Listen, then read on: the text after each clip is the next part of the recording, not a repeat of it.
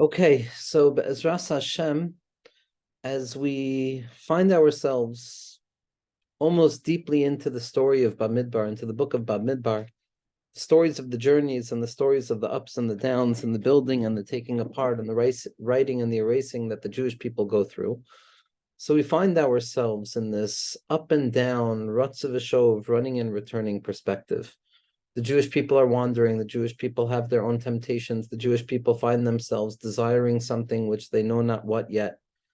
They're still in between the escape from Mitzrayim prior to the arrival in Eretz Yisrael. And there's a deep sense of scatteredness. There's a deep sense of Elu Ma'aseh B'nai Yisrael. These are the journeys of B'nai Yisrael. As Rabbi Nachman tells us, the journeys, the need for a person to get up and to go and to come and to return and to wander, all of these are elements of what Rabbi Nachman identifies as a chisaron in emuna, a certain deficiency in faith. Because in this particular teaching, Rabbi Nachman says, if a person was able to draw down faith to the farthest degree possible, so they would know that they don't need to go anywhere in order to change their circumstances. But elsewhere, we find a second way of looking at this traveling. Traveling is not simply seen as something negative, a symptom of an exilic wandering without place, but rather we find Rabbi Nachman himself utilizes the same language, that Elu Ma'aseh B'nai Yisrael, that these are the travels of the Jewish people, is mechaper on Ela Elikecha Yisrael. It refines, it takes care of that issue of Avodah Zarah. It's a tikkun, it's a rectification. So on the one hand, we find that the wandering to and fro and this placelessness of arrival and departure and arrival and departure is a symptom of an exilic reality. Yet on the other hand, we find that there's a semblance of calmness to be found in that wandering, in that walking. On the one hand, you can find the exilic wandering where I don't have a place where I can properly rest my head and call my own, and therefore I have to go between A and B and B and A to C, etc., etc. And in that space, the wandering is symptomatic of a placelessness. But we also find in the Heilige Zohar HaKadosh, and we find in the Mekubalim that followed the Zohar HaKadosh, a certain sense of the sanctification of wandering.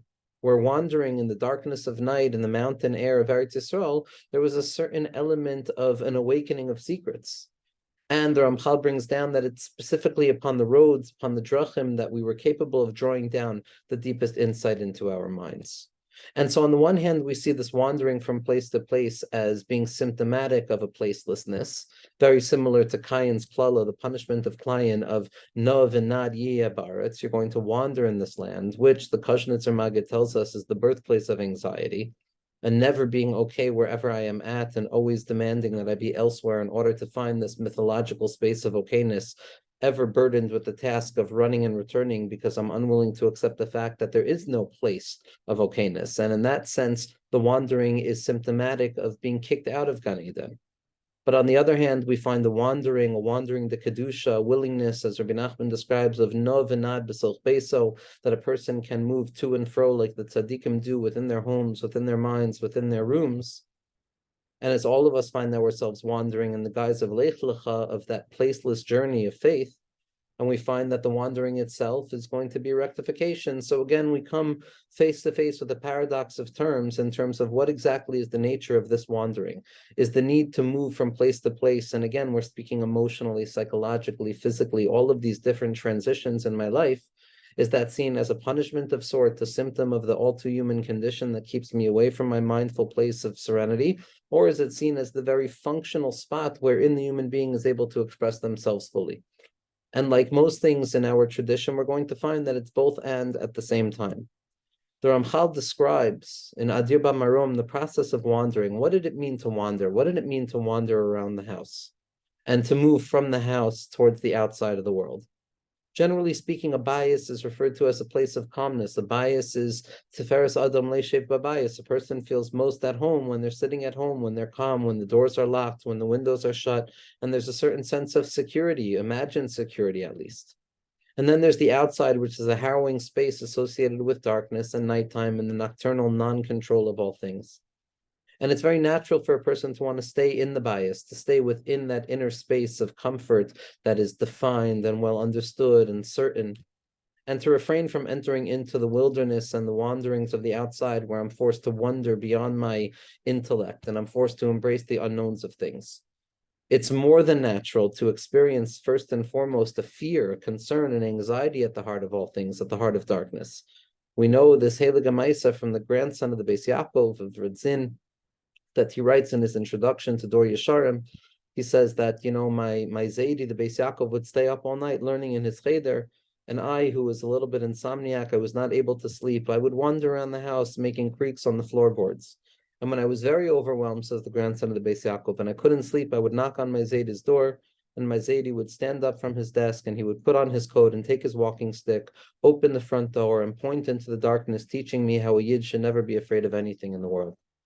And so the confrontation with the departure from the home into the outside of things, that forcedness to wander without place, that forced surrender and acceptance over the fact that I'm without a place.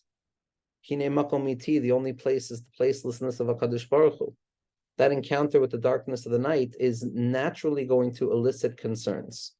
And in that place of the elicitation of concerns, where I feel that wandering in this world is something that takes me away from comfort, is something that doesn't allow me to be okay, and I place the blame of all of my dysfunction or all of my struggle on this place or the other place, always assuming I could arrive someplace else to finally satisfy the desires that I need.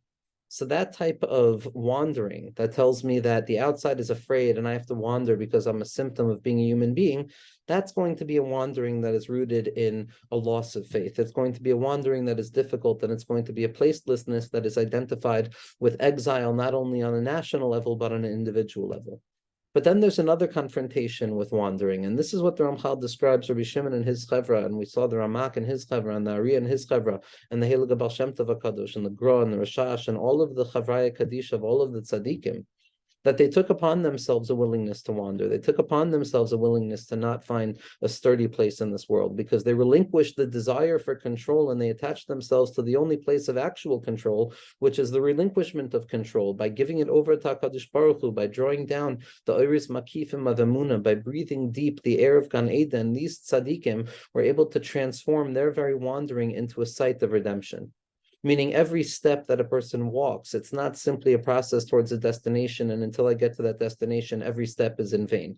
But rather, through the lens of Emunah, the wandering that is very often necessary in reality as the birthright of Klal Yisrael, and as the experience, as the post-traumatic traumas and the histories of self that we experience, that wandering is very often going to be a necessity. And what we've had to learn and what we have to continue to learn is how to draw the breath of Gan Eden into the wandering, how to reveal that each and every step along the way is in and of itself the destination, that the halicha, the wandering, the no v'nad yeh ba'aretz, that movement from place to place and that fluidity that allows me to function in various circumstances with the same degree of equanimity, not connected or built in or enslaved to any particular set of circumstances in order to be happy, but rather fluid with the fluidity of equanimity and the serenity that allows me to be okay wherever the secret of acceptance, the secret of wandering, because each spot that I wander is exactly where I need to be.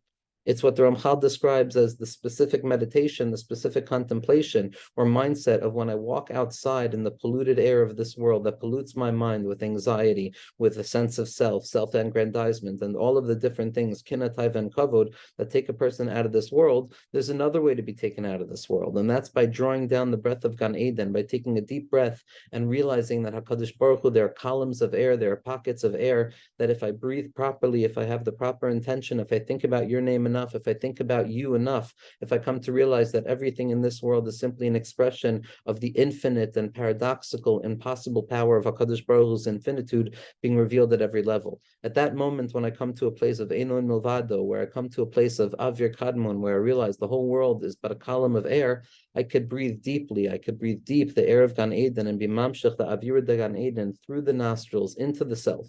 I can smell it. I can choose to smell a good world. I can choose to breathe a breath of calmness, to access arichas af, to move a little bit more slowly and not to wander as if I'm running towards a destination late for a very important date, never giving rest to my eyes or rest to my shoulders, but rather to wander, but to stroll, to be matayel began Eden. The tachlis of L'asad Lavu is HaKadosh Baruch Hu is going to be matayel with the neshamas of the tzaddikim, meaning he's going to be matayel and stroll with each and every neshama, because amech kulam tzaddikim. And that strollingness is without destination. It's a wandering to and fro, but it's a wandering that draws down a comfort, an inner comfort, as Rabbi Nachman described, Kol makom shani holech ani holech rak l'Eretz Yisrael. that everywhere that I'm walking only towards Eretz Yisrael, meaning wherever I go, there's always a tachlis within the process itself. And when a person transforms that wandering, that placelessness, then they come to discover the secret of Hine Makom Iti, there's a place with you always. And Makom Ha'aron Eina Min Amida, and there's no place that is devoid of the capacity of transforming it into the Aron Kodesh, of the Kodesh HaKadoshim, of Mi Bein Shnei HaKruvim, which is Rosh Tevas Moshe. Through the Das of Moshe, through the opening up, the thickness of this world, and breaking it open with the air of Gan Eden, through breath, through mindfulness, through the belief that HaKadosh Baruch Hu is present right here, right now, as much as he was prior to the creation, so is he right now in the midst and the thickness and the distortion of existence. HaKadosh Baruch Hu is the very same, and our job here is to draw down that breath and to have arichas af, and to be able to walk along the path without destination, because the only destination is the Rabbeinu Shalom. The only destination is the Rabbeinu Shalom. Even when a person comes to Yerushalayim, it's Lashana Habab Yerushalayim, because it's Ela Eretz Asher Arecha, because the destination is always perpetually unfolding in front of a person's eyes, because what I thought I arrived at yesterday is going to be revealed to simply be part of a deeper journey even further. And that's the lot of a person. A Jew has to come to the understanding that I may wander, and I will wander. Even in redemption, I'm going to wander, because there's infinite gradations, because the only holiness that is absolutely removed from our holiness is the holiness of HaKadosh Baruch Hu, which means that tzadikim ein lahem menucha loy ba'olam hazeh v'loy ba'olam haba, because they're going to be yelech mechayel el chayel. It doesn't mean that there's a need for refining something that is imperfect, but perfection will continue to become more and more perfect, to the point that the previous moment's perfection and arrival is going to be revealed to be destitute in relationship to that which a person can be masig in the next moment. So when we can uncover the secret of walking, when we can uncover the secret of the need to stroll, of the need to sometimes be without destination, to realize that in that moment, hine makom iti, hamakom minachem esnem, there's an ore of the makom, as Rabbi Nachman says, that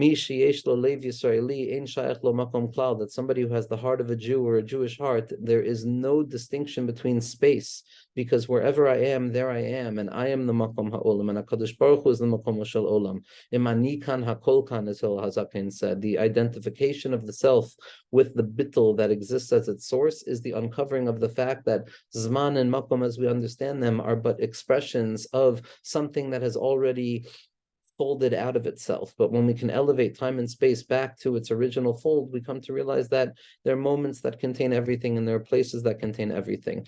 And this is going to be the secret, Be'ezras Hashem, of the seventh beggar, the legless beggar from the Sheva HaBatlarim, who doesn't have his legs yet, who doesn't know how to dance yet, or perhaps is dancing too quickly for us to see his legs, moving too quickly. Because when a person is walking, you could see their legs moving. When a person is standing, you could see that they've arrived. Walking implies a desire to arrive at a new destination, and standing implies the capacity of being exactly where I need to be in this moment with no need to move.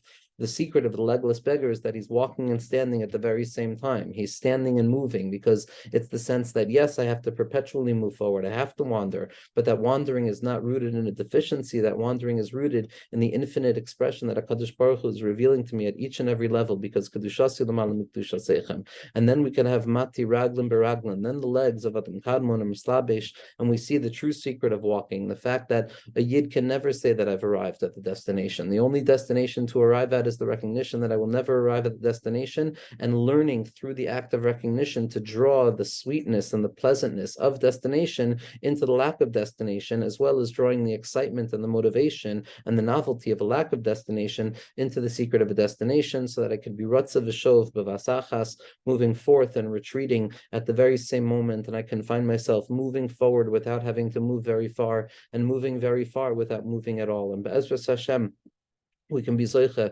to the mati raglan b'raglan, and learning how to wander, and learning how to be okay with not knowing exactly where we're supposed to be at the very moment, because HaKadosh Baruch Hu is Meir Drachai, because HaKadosh Baruch Hu is everywhere. That I can be certain of. And Be'ezras Hashem, through that we can learn to walk, we can learn to jump, we can learn to leap, we can learn to stroll, and we can learn to dance as well. Be'ezras Hashem.